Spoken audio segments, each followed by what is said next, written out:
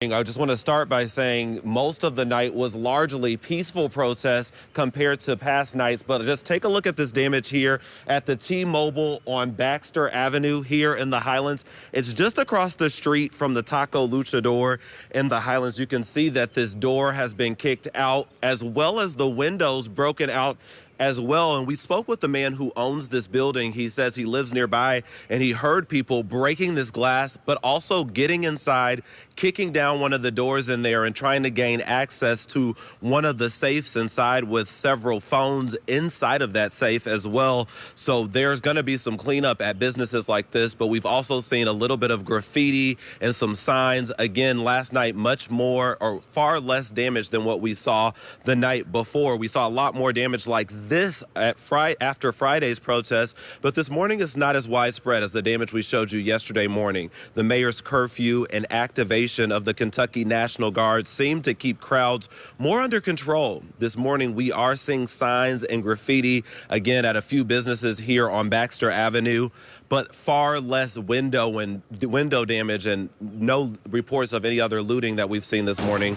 But community leaders are joining in the calls for justice for Breonna Taylor, as well as George Floyd and Ahmaud Arbery. Hundreds of people here in Louisville are saying they're tired of racial injustice. Take a listen. I think we have to put this rage into context. I think people have a right to their outrage, and they have a right to peaceful protest. I think it is so important for us in Louisville because I think we can be the best city in the country to identify how it is that we got here, to understand that people are suffering. Black people especially are tired of being abused, of not being heard. I just have to be honest with you all. That's all I know how to do.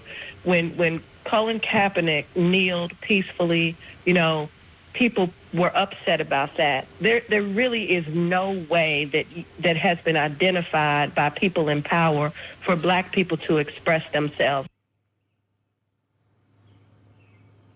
And you just heard from the president of the Urban League of Louisville, Sadiqua Reynolds. We're back out here live in the Highlands. Again, this is the damage at the T-Mobile on Baxter Avenue. And I should mention also that Mayor Fisher said that about 10 people, at least 10 people were arrested by LMPD yesterday during those protests. We're going to be surveying the damage this morning. But for now, we'll toss things back to you all in the studio. All right, Marvis, thanks so much. And our Natalie Grice is downtown. Natalie, even though those protests were calmer yesterday, how do things look where you are right now? Yeah, we are out here downtown, and there is a very quiet feeling right now because you are not seeing a ton of destruction. A lot of these buildings out here are boarded up. Not a lot of the broken glass that we saw yesterday, but you can definitely see the signs of some of those protests. Take a look down here. You have some of the supplies of the protesters on the ground, water bottles, snack stations, some of the milk jugs that they had out here. There's even saline solution.